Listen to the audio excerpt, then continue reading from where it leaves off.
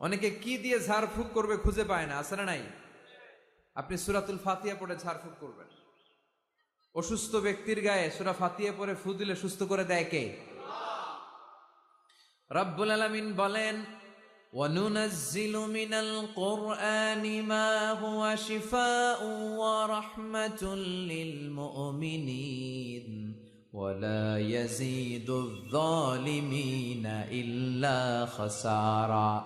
আল্লাহ বললেন, আমি কোরআনের মধ্যে শেফা রেখেছি।